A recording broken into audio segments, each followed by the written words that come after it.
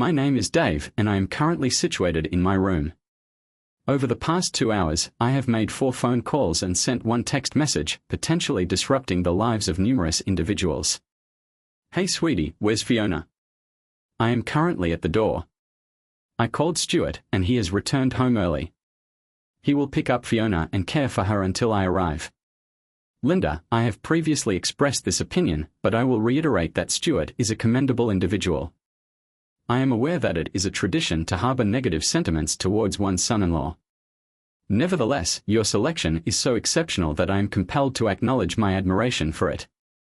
I observed my daughter's expression, which seemed to convey a sense of bemusement. We appeared to share a similar inclination towards humor. Have you informed Pete of this yet, Dad? No, your brother is currently at sea. I will contact him later. Dad, I am here for you. You are aware of that, yes? Thank you, sweetheart. We remained silent for an extended period. Why did she do that to you, Daddy? I am uncertain, honey. Why didn't she say anything? I have not yet spoken with her. You are implying that they are still. I observed my daughter's anxious gaze shift towards the staircase leading to the bedroom. I was inclined to wait until she was ready to divulge the reasons behind her actions to the entire family. I extended invitations to a few additional guests who will be arriving shortly. What are your plans? I intend to proceed with the same level of effort as is required to navigate this situation. I have already formulated a plan of action. Ultimately, the decision is not hers to make. The facts of the matter speak for themselves and the underlying motive is inconsequential.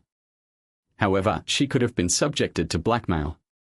I am confident that if you had witnessed the same evidence I did and heard the same information I did, it became apparent that she was not being blackmailed. Linda regarded me for a moment. I had assumed that you were coping with the situation in a normal manner, but I now realize that this was not the case. I was not coping with it in the normal manner. I averted my gaze. It would be inappropriate for a daughter to witness her father in a state of distress. What would you advise me to do?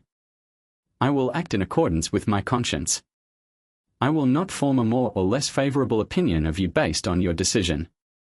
Thank you, Dad. Do you have any idea why she did it? I am unsure. Until this morning, I believed that we had a good marriage. What happened this morning? Well, my mother has always been inept at dissimulation and the concealment of information. It is simply not within her nature. After 27 years of matrimony, I am intimately acquainted with her routines. She bathes daily on Mondays, Wednesdays, and Fridays. She also engages in a lengthy hair-washing ritual.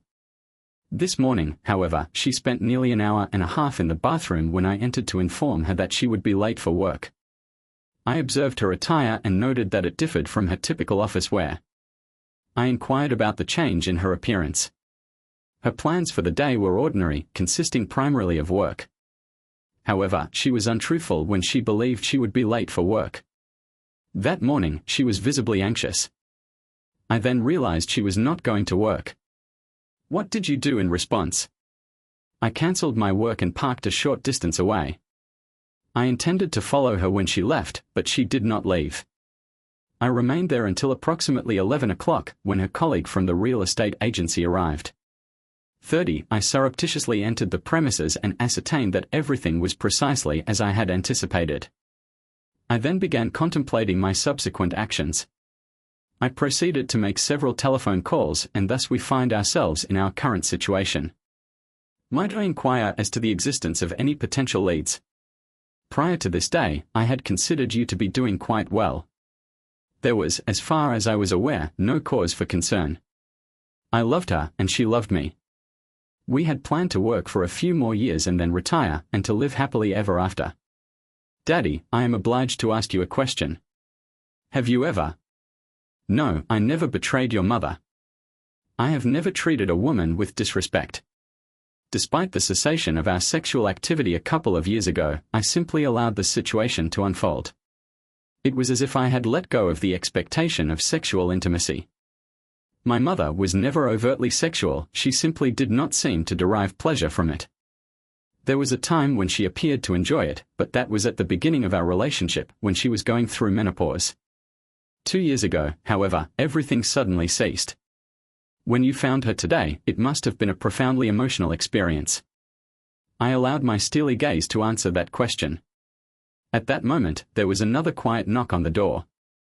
I opened it and saw my father, Paul stood there, silent.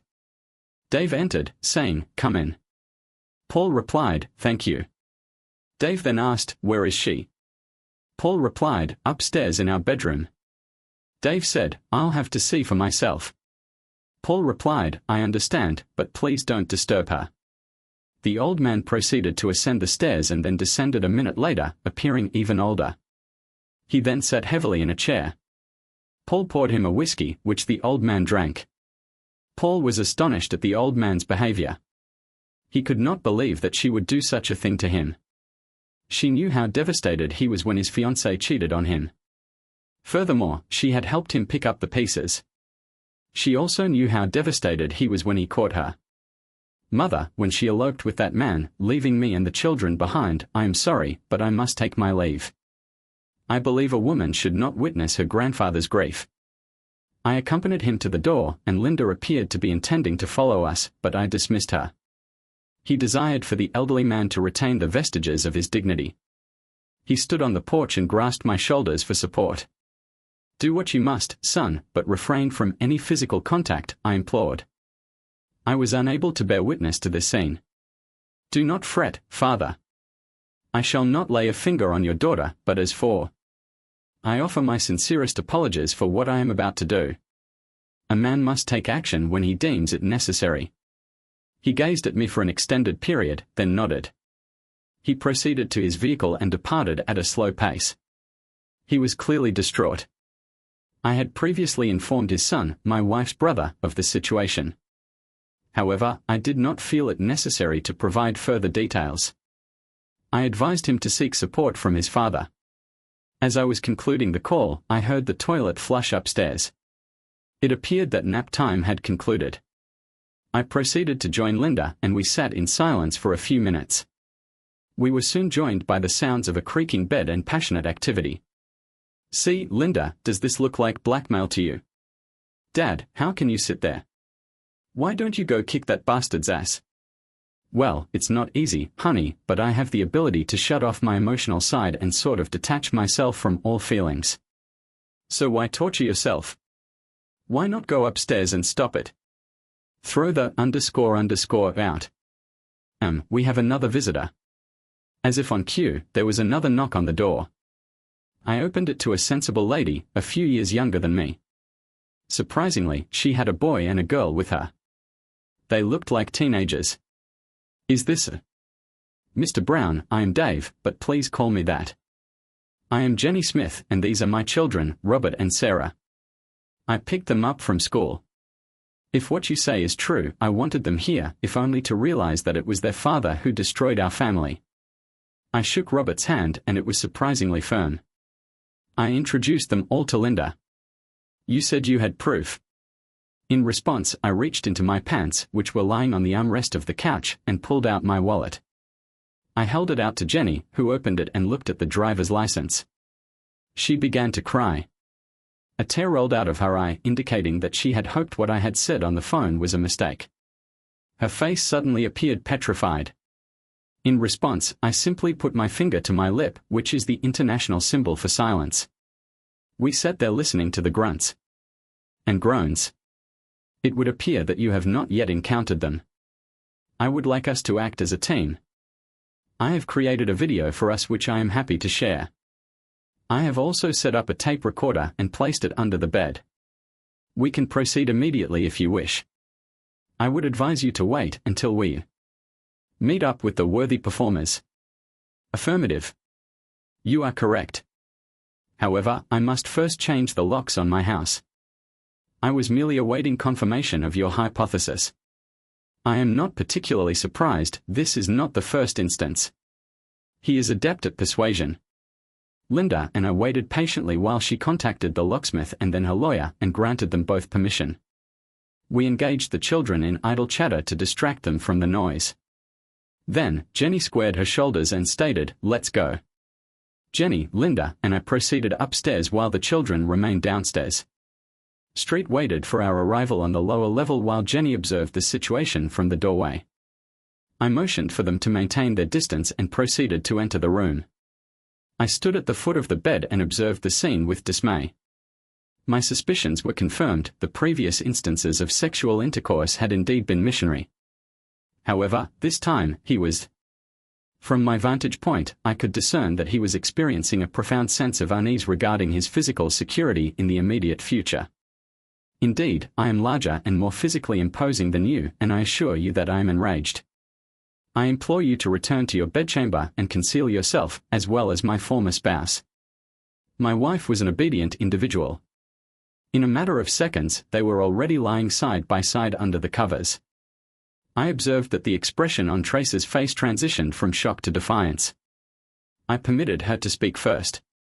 "Dave, I am requesting a divorce. I have developed romantic feelings for Joe, and I am sorry that you had to learn about this through such unfortunate circumstances. We were planning to. I will inform you of the details tomorrow. I believe I am correct in stating that his name is John Smith." I could see that this information shocked them. It was not an intelligent decision to leave your wallet in your pants pocket downstairs. Tracy was merely curious, "But why are you so eager to end our marriage? You were aware that catching you cheating would have a devastating impact on me." I observed the shame on her face. "I'm sorry, Dave. We were unable to resist our mutual attraction. I accept that, darling, but you could have prioritized compatibility before announcing your desire for a divorce." "I'm sorry, Dave. I simply wanted to ensure that John and I were compatible. He did not wish to see us. If it is of any assistance, it was the first time. It was a test drive of a new model. It was a size test. He was not being polite. He did not want their marriage to end in a fight. Could they not break up as friends?" That was almost the breaking point of my mental defenses.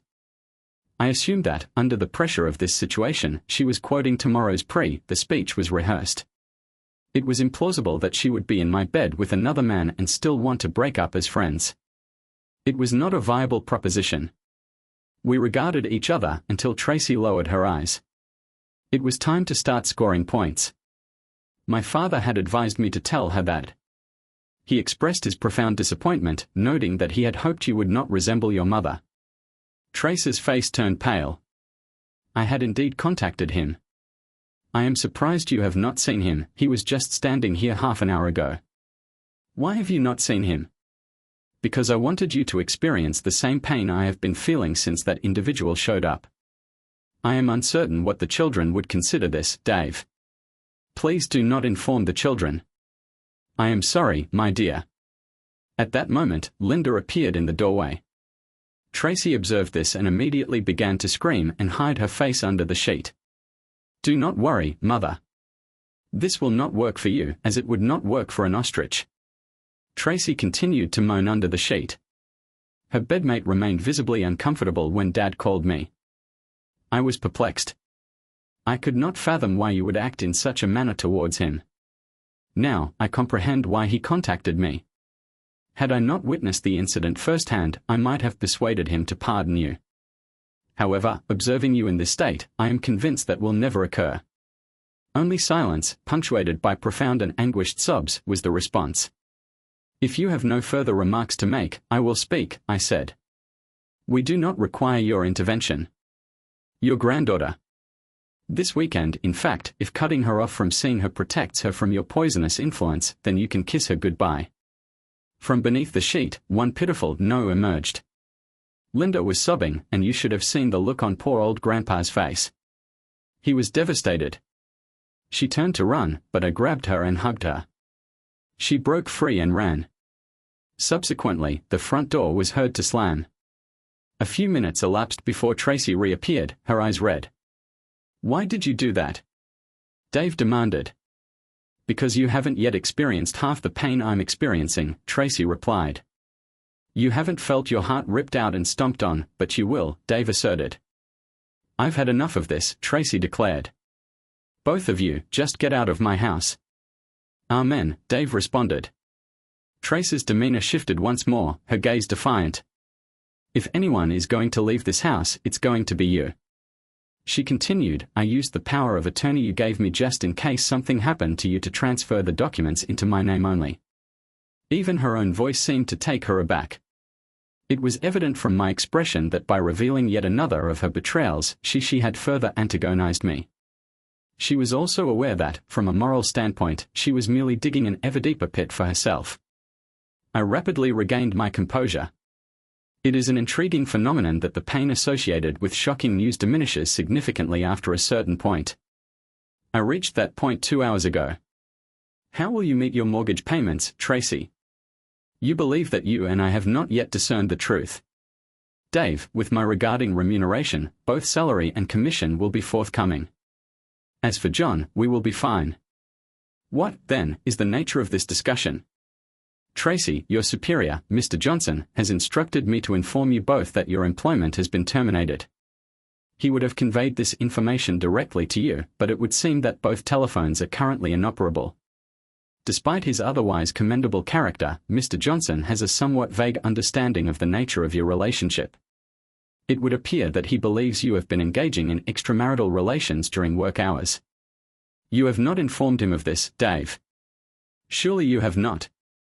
And send him some nice pictures. Trace's bedmate had finally found his voice. How do you know I'm married?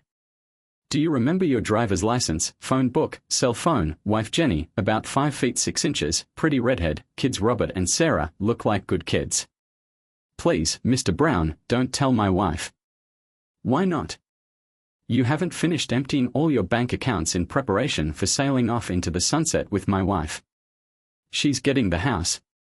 Just give me a chance to speak softly to her, please. She does not merit such treatment. I still hold affection for her, albeit in a different manner. She is undeserving of learning the truth. You are correct in your assessment. Unfortunately, it is too late. I did not require turning around to discern precisely when Jenny and her children entered the room. His demeanor was unmistakable. The expression on his face was priceless. Indeed, it is too late, my dear husband. I am eternally grateful to Mr. Brown for bringing this to my attention. For your information, the video he will provide should be sufficient to activate the post. The marriage contract that was drafted during our previous encounter was a document that I had signed, thereby indicating my forgiveness of Tracy. At that moment, I was detached from the situation and was merely observing the scene before me. I was pondering the reasons behind his actions, questioning whether it was the fact that he was a serial cheater or the news that their financial plans were now thwarted. My house had been locked. The situation had changed a long time ago. If you wish to collect your belongings in the morning, they will be in the dumpster. I will be hiring this afternoon, throughout this term. Poor John stared in horror at his feet. I later discovered that he was the one who seduced Tracy. However, the test drive was her idea, in fact, was his plan. The following day, he looked longingly at his wife and glimpsed the children, but he was unable to maintain eye contact with them for an extended period. Jenny was experiencing a loss of control, but she was briefly able to regain her composure. Children, if you have ever wondered what the woman who works as a prostitute resembles a particular individual. Tracy cringed under their gaze. Jenny grabbed the children and left the premises. I proceeded to the bed and informed the shrinking couple that they should vacate the premises immediately. I was extremely angry and would be back in 2 hours or so. I wanted them both gone by then. Upon my return, I observed a change in their demeanor, which led me to believe that they had reconsidered my actions. I proceeded to follow Jenny and detain them until they departed. We subsequently arranged to meet at a coffee shop, where we engaged in emotional support and attempted to provide guidance to the children regarding the forthcoming proceedings. Robert, who appeared to be an adult beyond his years, demonstrated a capacity to console his weeping sister. It is regrettable that his father was not present to witness the distress of his daughter. I extended my contact information to Jenny and offered my assistance in any capacity she might require. It is my assessment that our relationship concluded on a friendly note. The subsequent week proved to be a challenging one. I am capable of suppressing my emotions when necessary. In a critical situation, however, this does not eliminate the pain, it merely postpones it. Of course, I was preoccupied with work and legal matters. They were particularly interested in my testimony, especially the tape recorder I retrieved from under the bed. It recorded several noteworthy conversations in which the two lovers outlined their plans to assume control of the majority of the marital property belonging to both families. Tracy justified her actions on the grounds of her right to do so, citing my earning capacity. However, my lawyer informed me that judges often circumvent the usual procedures and present evidence of the planned fraud could often sway them. Linda insisted on listening to the tapes too. We were both stunned by her mother's planned vindictiveness. Linda called her mother for an explanation but got nothing to convince her that it wasn't just pure evil. I made a brave face for Linda and a brave voice for my son when he called, but it wasn't easy. The next weekend after the show, I got a call from Jenny. She was very happy to mow her own lawn but had no idea how the mower worked. Following a few lessons on Sunday and some additional minor maintenance work, I was invited to stay for dinner. We conversed as the children retired for the evening. The conversation then became more serious. "How are you, Jenny?" "I'm as well as can be expected, Dave. Thanks for asking. I believe I have been mentally preparing for this for years. I was aware that it would likely occur again. My legal counsel discovered his plans for our finances and intervened to prevent them. I was astonished that this individual would abandon us. Given the circumstances, I am practically penniless. My lawyers have informed me that I will receive the house, alimony, and child support in addition to 90% of the assets, thanks to the evidence we have in the post-wedding agreement. I am grateful for the opportunity to be of service, Jen. My attorney said something similar, but only about 50 to 70% of the assets. He visited 2 days ago, seeking financial assistance. I believe his lawyers were informing him of the same outcome as mine, and the prospect of being raped is a significant concern for him. I advised him to reconsider his approach. My primary concern is the impact. With regard to the children, Sarah is at an age where she can develop normally without a father. However, I am concerned about Rob. I am aware that, at his age, a boy requires a positive role model. I have been considering whether I could volunteer for this role. I would be honored to enter his life and provide support in any way I can. Jenny was silent for a considerable period. I could see the conflict on her face. I am aware that your ego may be vulnerable at this time, Dave. Therefore, I am unsure how you can be so certain. Do not worry about it, Jen. Rob's I can only offer support at this time. I could see the look of relief on her face as we discussed the details for a while. Dave, are you okay? I am still a mess. I am unsure what I did to make her hate me so much. Finding her with your John just emasculated me. It makes me question my own manhood. Was I so inadequate that I just don't know? The destruction of her relationship with her children, her father, and possibly our mutual friends combined with the termination of her employment does not seem sufficient. I feel as though I am only half a man. I empathize with your situation, Dave. Jenny gazed at me intently, as if she were reasoning with herself. Eventually, she resumed, "You need to do something to regain your manhood, don't you, Dave?" Jenny leaned toward me with a steely gaze. Yes, Jen. How comfortable are you with me, Jen? There was steel in her voice now, too. She was not as enraged as she had been previously, but she still seemed determined to help me. It would be unfortunate indeed if you were to allow residual discomfort to assume control of your entire existence. It would be advisable to release your pent-up emotions. I am prepared to provide you with an alibi. However, I must insist that you trust me when I tell you that the alibi I have in mind will require us to engage in some light-hearted banter. I am grateful that we were able to laugh together. We then proceeded to resume our conversation, which I am pleased to say is still ongoing.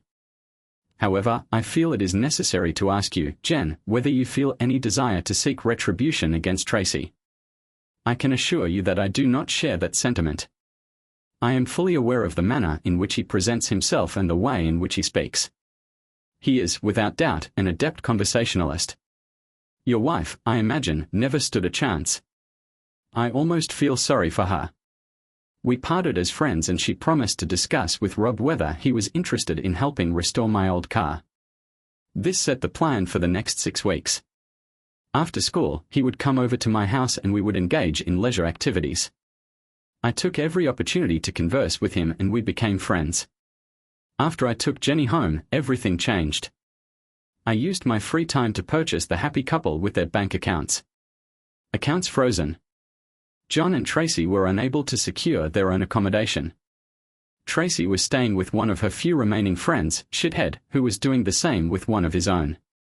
They spent the majority of their evenings together and then proceeded to separate in different directions.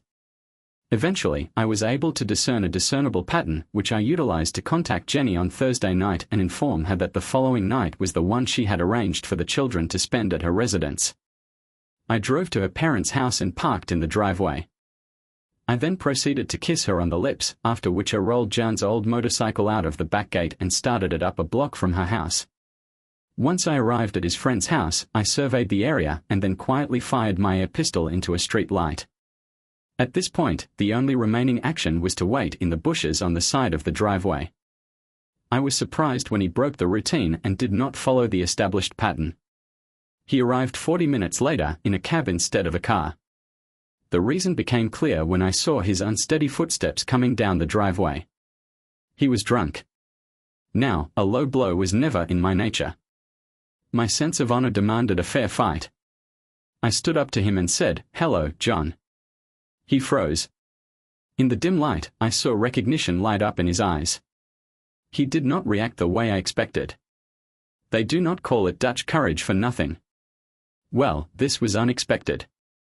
The man who had previously struggled to maintain control of his romantic partner now found himself in a disadvantageous position. My carefully considered strategy, which had been designed to limit the scope of my response, was rendered ineffective. The enraged individual launched a swift and decisive attack, striking me with a powerful blow to the jaw that caused me to lose my footing. I then proceeded to deliver a series of kicks to his ribs, kidneys, and shins, followed by a series of precise strikes to his groin. Fortunately, my red haze cleared, allowing me to complete the last part of my plan. I picked up his emotionless body and threw him into the middle of the road. Perhaps the police would think he was another unfortunate victim of a hit and run. Perhaps not. Jenny was eagerly awaiting my return and questioned me about how it had gone. She did not seem upset that I had disrupted my plan in anger. Upset people do not usually smile like Cheshire cats when she had all the pertinent details. I excused myself to take a shower and remove any potential evidence. I checked for bruises on my knuckles and found nothing. My eyes were closed when I felt a cool breeze and then warm skin. A pair of arms wrapped around me from behind. I thought, you didn't want this. What I want is different. You need this. You got the man. Now you need to get his woman. I turned around and we kissed. It was exactly what I needed. We finally managed to remove ourselves from each other's presence except for when the police arrived to verify my alibi. I was determined to be as convincing as possible. I then proceeded to conclude our encounter and retire to the bedroom. Despite my still being in a state of undress, I invited her to join me on the bed. As a lover, I pride myself on my attention to a woman. However, today there was a distinct lack of such attention. I proceeded to engage in sexual intercourse with her for an extended period of time and with great intensity. From my perspective, she appeared to be enjoying it. I subsequently awoke in the pre-dawn light. As the dawn light began to filter through the windows, I felt her slide back into bed. She snuggled up against me. I apologize, Jen. I was really tired last night. I hope you were not too disappointed. If that was you in second gear, God help me when I get to third. I continued to gently make love to her a few more times. After that, we both dozed off again. I woke up to breakfast and coffee. Hey Dave. I have been informed that someone has broken the back window of your car. I had already contacted the police and they promptly arrived at the scene. My contact information was duly entered into their system and it was soon linked to a report of a possible assault that had occurred the previous night. It was fortuitous that my alibi and I were together in a residence that bore the distinct aroma of sexual activity. A neighbor, who was intrigued by the situation, corroborated our account, confirming that my vehicle was parked at the location at the time of the attack. This was consistent with its presence there on numerous occasions in recent weeks. A potential suspect was observed by the witness on one further occasion approximately 1 week after the subject's partner had a problematic night. The witness received a telephone call from the subject, who stated that she was coming by to collect the remainder of her belongings. However, the witness informed her that everything had been donated to charity. The subject then expressed a desire to speak further, and when her vehicle arrived, the witness observed the subject standing next to it and engaged in conversation on the telephone. The witness opened the door of the residence in a state of undress, and the subject finally she frowned at my choice of attire, but my demeanor betrayed no hint of my true intentions when I invited her inside. I retrieved my phone and purse and proceeded to the spare room, closing the door behind me. She was perceptive enough to discern that I suspected she might attempt to record this conversation. We took seats on either side of the kitchen table. "Dave, you should be aware that I made an agreement with my friend. If I do not contact her within 60 minutes, she will send the police here." I nodded in response to a prudent precaution, but remained silent. There was only one thing I needed to tell her, and it could wait. "Dave, I must express my profound regret that our marriage is over. I trust you will spare me the details. JN, aren't you?" I did it.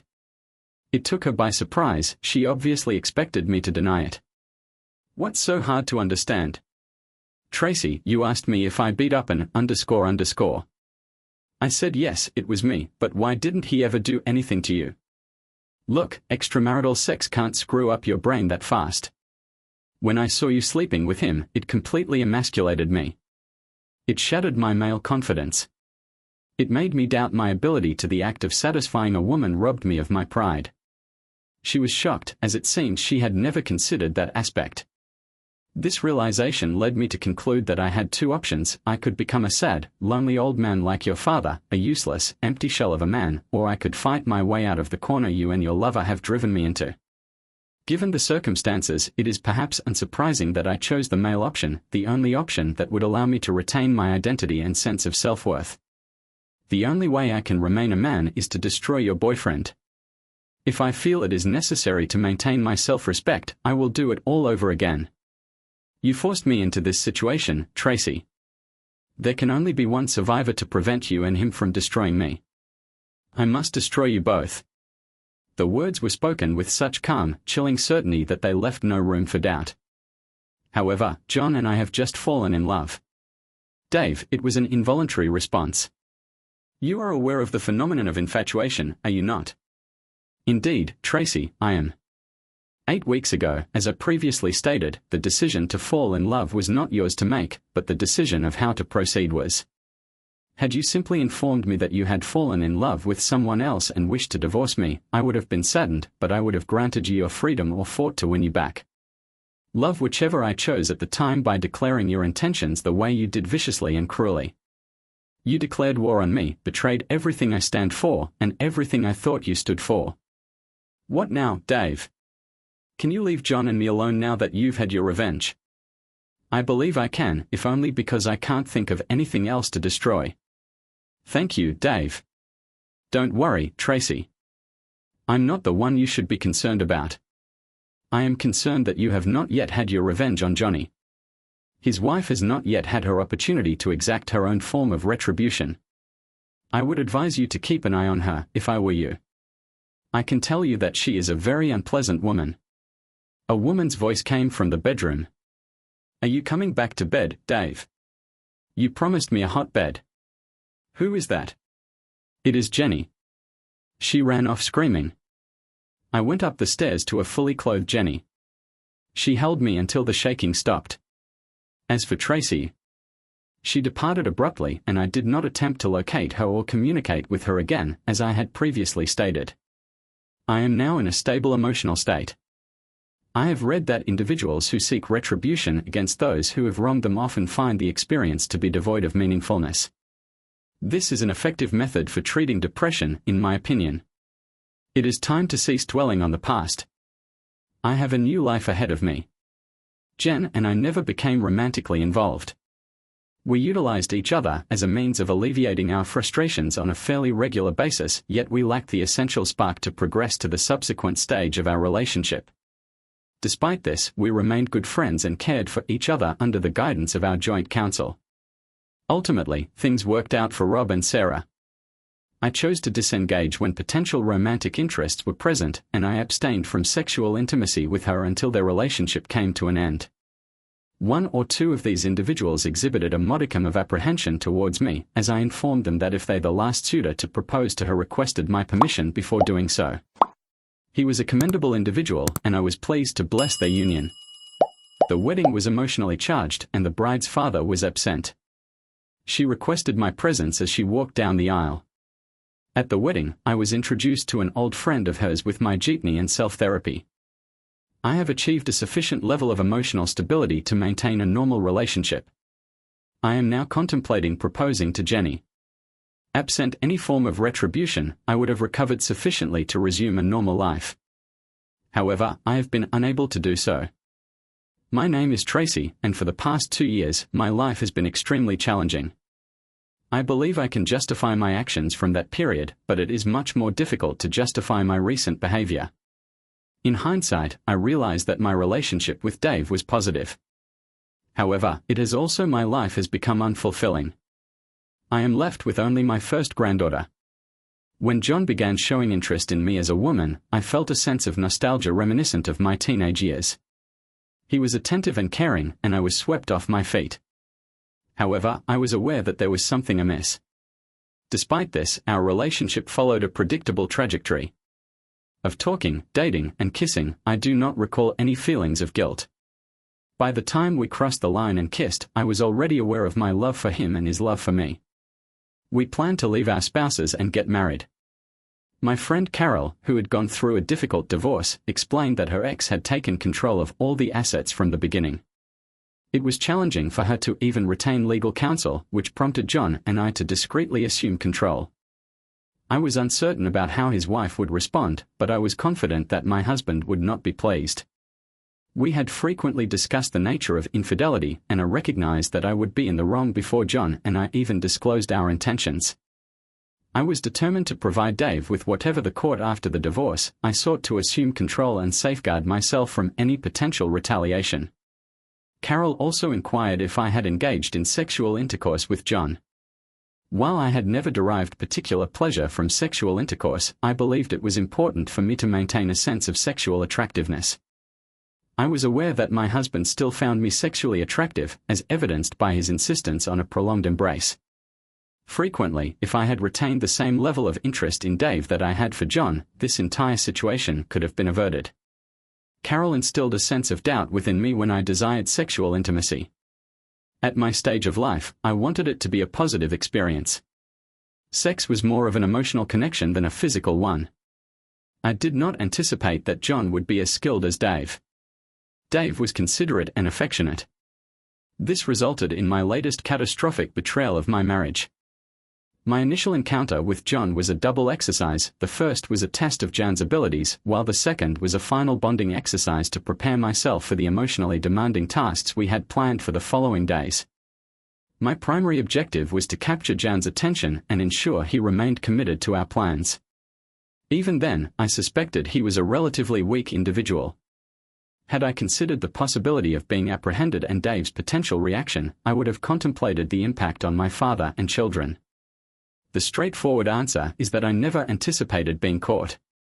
If I had, I would not have anticipated Dave's vehement response.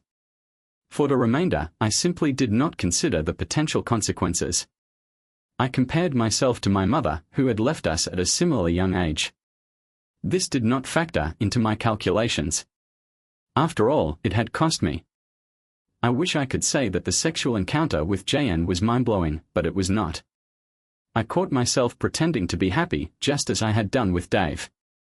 I still have no idea how Dave found out about my single instance of cheating. It did not matter to me. I was profoundly distressed to observe the pain in his eyes as he entered the room. I attempted to justify my actions to myself later, but I was unable to do so.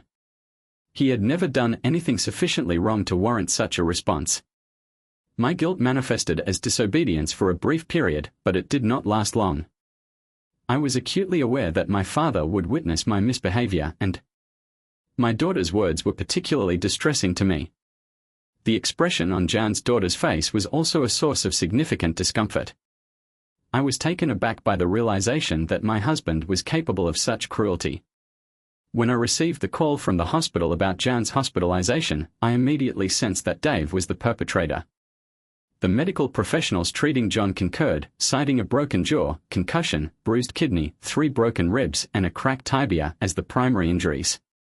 The tibia and shattered groin were consistent with an accident, which was not what I had anticipated. Consequently, I contacted the police and provided them with Dave's name and license plate number.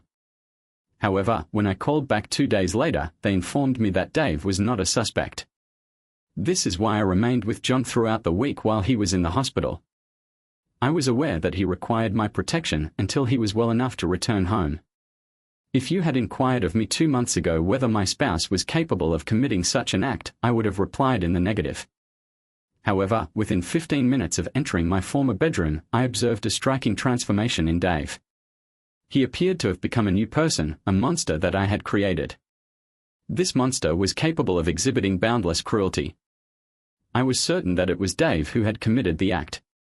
That is why, just before John was discharged from the hospital, I called Dave and arranged to meet him at our former residence. The _ had to cease. Had Dave not yet exacted his revenge? Jan and I were both devastated. We needed to confront the situation. I was sad to walk to my front door, not as sad as I expected from the impending conversation. How had I gone from loving a man to viewing him as an adversary in such a short time? Before ringing the doorbell, I called Carol. I instructed her to contact the authorities if she did not receive a response within the hour. The door was opened by Dave, clad in a bathrobe, which was an unusual sight. His expression was neutral as he requested that I relinquish my phone and purse. I reprimanded myself for failing to bring my voice recorder. Then, I questioned why he would never admit to the assault. I swiftly surveyed the individual with whom I had been acquainted for over 27 years. I experienced remorse for the manner in which our matrimony had concluded. I sought to assuage his anguish and persuade him to reconsider his actions. However, he immediately dismissed my attempts, stating that he was uninterested in the underlying reasons. His demeanor was stern and his expression was impassive. I was perplexed by his identity. I was unable to identify the individual in question. I was taken aback when he revealed that he had assaulted John. Upon hearing his rationale, I came to understand his motivation. However, this did little to assuage my conscience. I remained uncertain as to why Dave held such animosity towards John. Dave was quick to instigate this line of questioning. I suddenly became aware of my own self-centeredness. I had become so centered on my own perspective that it blinded me to the reality of the situation and allowed me to rationalize the completely unacceptable. I suddenly realized not only what we were being punished for but that, judging by the look on Dave's face, there was more to it. My question of whether he remembered what love was part of my prepared speech. His answer was like a knife stabbed into my stomach. How else could a decent man feel? I knew I had to run. I did not realize Jan's wife was a physical threat until I heard Dave's words. In a flash of insight, I suddenly found myself in her shoes, contemplating how I would respond if she were to do to me what I had done to her. A chill ran down my spine when I discovered she was upstairs. I immediately fled, taking John with me. We both ran, and both divorces were finalized. The papers were delivered to our mailbox, located 2 towns away from my new home. The stress of living anonymously with no friends and constantly looking over my shoulder was overwhelming. Eventually, we had some money. The period of waiting was arduous. 6 months later, John and I were married. In retrospect, we were 2 individuals who had been shipwrecked and were now thrown together, which was a mistake.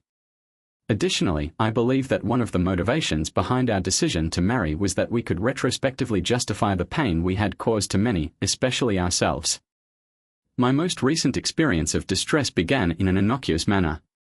Jan's only remaining testicle never functioned, and he was completely unable to achieve an erection. We were unable to afford the course of testosterone treatment. The necessity to alleviate this problem resulted in him becoming irritable, insecure, and jealous. It is evident that a marriage based on infidelity is an uphill battle from the outset. His persistent nagging made me very unfriendly. A friend of mine recommended ZHT therapy to me, as she had cured her similar condition that way. I inquired about the likely cost, but she explained that since every other woman over 45 was treated, it was much cheaper than testosterone therapy. After one more visit to the doctor, the desired outcome was achieved. My quality of life returned to a state of normalcy. However, my doctor warned me that one potential side effect of estrogen pills is the revival of my libido. He stated this with a smirk, as if it were a positive outcome. However, when this occurs in the context of a marriage where one partner experiences erectile dysfunction, it can have a profoundly negative impact. I experienced a heightened level of sexual desire that surpassed what I had experienced in the first 5 years of my marriage to Dave. My husband John consistently dismissed my requests for sexual intimacy. This could have been beneficial when a colleague at my new job began expressing interest in me. However, I found myself unable to resist the temptation. However, he responded. He was considerably younger than me, and I found his attention flattering. Our dating was challenging, as John was more difficult to deceive than Dave. When we first kissed, I felt a strong sensation akin to electrocution, not excitement, but a profound sense of déjà vu. I was reluctant to experience this again and to engage in infidelity. I contemplated the situation extensively and devised a solution. It was imperfect, but John had to respect my motives, didn't he? I therefore sat down with John to discuss the matter. On Thursday night, I informed him in the gentlest manner possible that I would not be home on Friday night.